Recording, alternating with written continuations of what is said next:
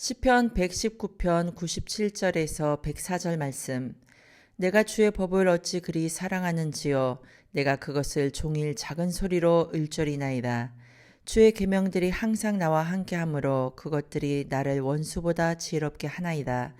내가 주의 증거들을 늘 읊조림으로 나의 명철함이 나의 모든 스승보다 나으며 주의 법도들을 지킴으로 나의 명철함이 노인보다 나으니이다. 내가 주의 말씀을 지키려고 발을 금하여 모든 악한 길로 가지 아니하였사오며 주께서 나를 가르치셨으므로 내가 주의 규례들에서 떠나지 아니하였나이다. 주의 말씀이 맛이 내게 어찌 그리 단지요 내 입의 꿀보다 더 다나이다. 주의 법도들을 말미암아 내가 명철하게 되었으므로 모든 거짓 행위를 미워하나이다. 아멘. 오늘 저는 여러분과 함께 말씀 이 같은 제목으로 은혜 말씀을 나누고자 합니다. 이 시편 119편을 저희가 읽었는데요. 성경에서 가장 많은 절을 담고 있는 장으로 잘 알려져 있습니다. 무려 176개 구절을 담고 있습니다. 그런데 이 시편 119편의 메인 주제는 다름 아닌 말씀입니다. 오늘 본문에도 97절의 법, 98절의 계명, 99절의 증거, 100절의 법도, 101절의 말씀, 102절의 규례, 103절의 말씀, 104절의 법도 이렇게 다양한 명사를 사용하고 있기는 하지만 결국에는 무엇이냐? 하나님의 말씀을 가리키고 있는 것입니다. 그리고 이 시편 119편 총체적으로 살펴볼 때에는요. 두 부류의 사람으로 분류하고 있습니다. 첫 번째로는 말씀을 따라 사는 자, 그리고 둘째로는 말씀을 따라 살지 않는 자. 그것을 성경은 방백들이다, 회방하는 자들이다, 교만한 자들이다, 악인이다, 핍박하는 자들이다, 그리고 오늘 본문 말씀에 원수들이다. 그렇게 정의를 내리고 있는 것입니다. 자, 저와 여러분이 하나님의 말씀을 따라 사는 자들이라고 한다면요, 성경을 반드시 알아야 합니다. 호세아 4장 6절 말씀에 내 백성이 여호와를 아는 지식이 없어 망하는도다 이랬습니다. 디모데후서 3장 15절 말씀 또 어려서부터 성경을 알았으니 너희가 이는 성경은 너로 하여금 예수 그리스도 안에 있는 믿음으로 말미암아 구원에 이르는 지혜가 있게 하느니라. 그러니까 하나님의 말씀을 따라 사는 자들은 결국에는 무엇을 알아야 되나요? 성경을 알아야 하는 것입니다. 제가 이번에 한국에 나갔을 때 어느 한 청년과 식사를 나눌 그런 기회가 있었습니다. 그런 대화를 나누는 가운데 제가 이런 말씀을 했죠. 그 성경에 보면 중풍병자가 있는데 4명의 친구들이 왜 지붕을 뚫고 그랬는데 예수님께서는 그 부분에 대해서 뭐라고 하지 않으시고 저희의 믿음을 보시고, 그러니까 그 청년이 가만히 저를 보면서 예? 목사님 성경에 그런 내용이 있나요? 이렇게 말을 하더라고요.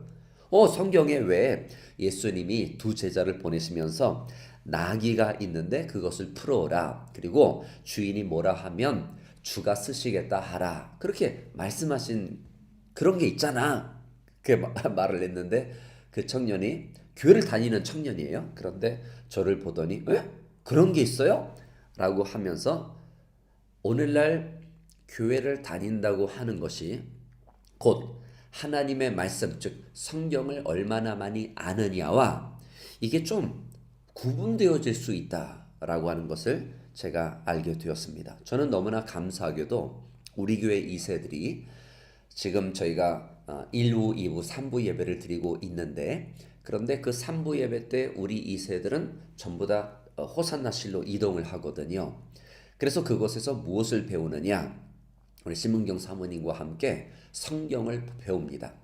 그러니까 창세기서부터 요한계시록까지 한 주에 한 그 권을 배우는 거죠. 그러니까 창세기, 그리고 그 다음 주일에는 출애굽기. 그러면 그 한 주간 우리 이세들이 뭐를 해야 되느냐? 창세기가 50장까지 있잖아요. 그러면 50장까지 그걸 다 읽어야 돼요. 그런데 그것을 또 잘 해와요. 그러면서 참 우리 교회 2세들이 얼마나 그 성경을 아는 데 있어서 힘쓰는지 저는 그런 부분을 보면 참으로 너무나 마음이 흡족하고 행복하고 또한 얼마나 감사한지 모릅니다. 그러면 성경의 메시지는 무엇일까요? 저는 오늘 세 가지로 아주 간략하게 설명을 해드리겠습니다. 첫 번째로는요, 성경은 예수님께서 우리의 모든 죄를 씻기셨다는 말씀을 해주십니다. 에베소서 1장 7절의 말씀, 우리는 그리스도 안에서 그의 은혜 풍성함을 따라 그의 피로 말미암아 속량 곧 죄 사함을 받았느니라. 아멘. 하나님께서 그의 아들 독생자 예수를 보내셔서 십자가에서 피를 흘리심으로 말미암아 그 피 한 방울 한 방울로 인해서 저와 여러분의 모든 과거의 죄, 현재의 죄, 그리고 미래 죄가 전부 다 속량 곧 죄사함을 받았다고 하는 것입니다. 이보다 더 기쁜 소식이 어디 있겠습니까?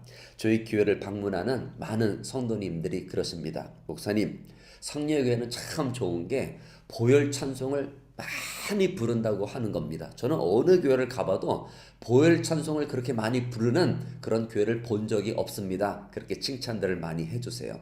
그런데 이유가 있습니다. 왜 저희가 보혈의 그 찬송을 많이 부르느냐? 그것은 바로 예수 그리스도의 보혈이야말로 복음의 핵심 메시지가 되기 때문입니다. 십자가에 달려서 예수 고난 당했네, 나를 구원하시니 예수밖에 없네. 주의 보혈을 날마다 찬송하는 가운데 그 십자가의 능력이 저와 여러분 가운데 모든 용서에 대한 그리고 죄사함에 대한 확신으로 이어지는 것이기 때문에 저희는 예수님을 섬기는 것이 어느 한 종교 의식을 넘어서서 어느 한 종교를 내가 택했다라고 하는 것을 초월하여서 주 예수 그리스도를 인격적으로 내 마음속에 모시는 그런 놀라운 신앙으로 발전되게 되어 있는 것입니다.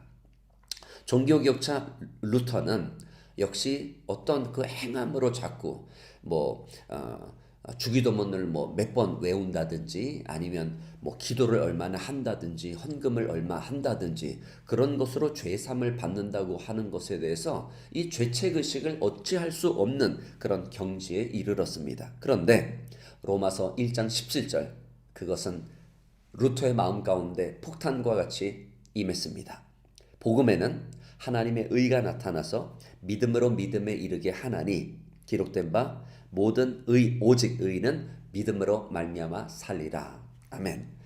우리는 믿음 즉 예수 그리스도께서 보혈을 흘리심으로써 내 모든 죄가 사해졌다라고 하는 그 믿음으로 말미암아 구원을 얻게 되는 것입니다. 자, 둘째로는 여러분 하나님이 여러분을 사랑하신다 하는 메시지입니다.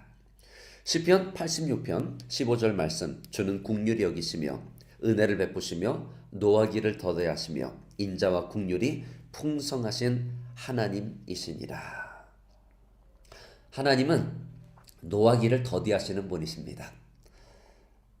이와 같은 하나님의 성품이 없었다면 우리는 전부 다 망했을 텐데요.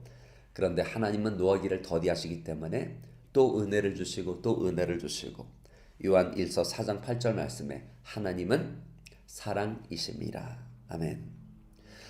요즘 저희 교회에서 많이 부르는 찬송이 하나 있습니다. 그런데 많은 성도님들이 이 찬송 제목을 아시는지 모르겠어요.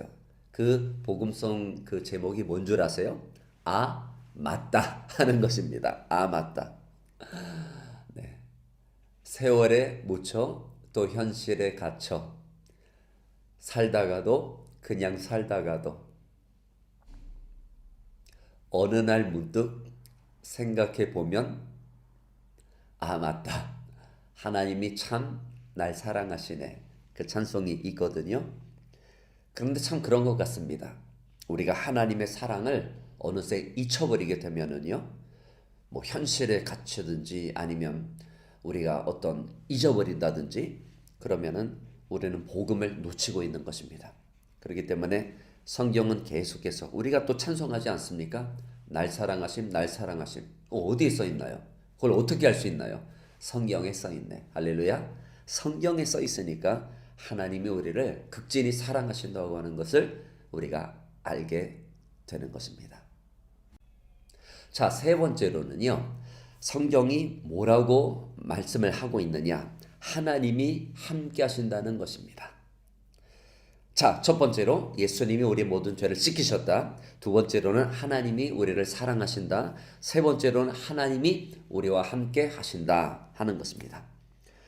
창세기 28장 15절 말씀, 내가 너와 함께 있어 내가 어디로 가든지 너를 지키며 너를 이끌어 이 땅으로 돌아오게 할지라. 내가 내게 허락한 것을 다 이루기까지 내가 너를 떠나지 아니하리라. 아멘.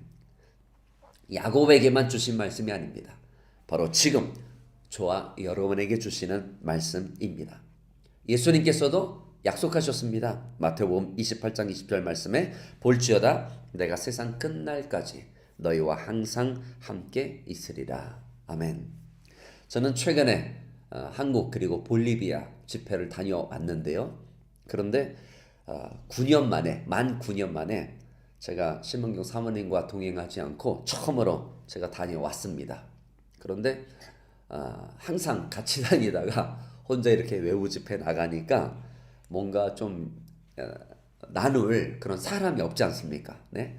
그러니까 참 마음이 허전하고 좀 그렇더라고요. 그래서 사람이 어떤 좋은 일이 있고 안 좋은 일이 있고 뭐 흥미로운 일을 겪는가 하면은 뭐 그냥 평범한 소소한 그런 일상이 있고 그렇잖아요.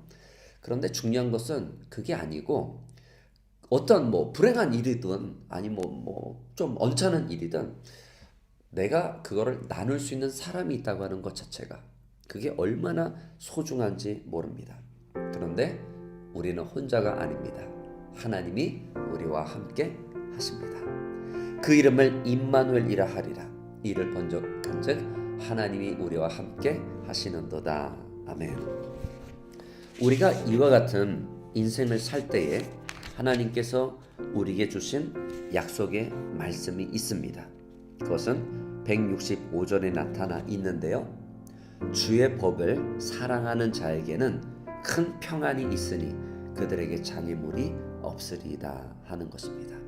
오늘 그러므로 성경을 가까이 하고 하나님의 말씀으로 충만한 귀한 우리 모든 사랑하는 성도들이 되어서 오늘 성경에 능하고 말씀으로 충만하고 그 능력으로 원수 마귀를 깨뜨리고 세상을 이기는 믿음의 성도들 꼭 되시기를 주님의 이름으로 축원드립니다.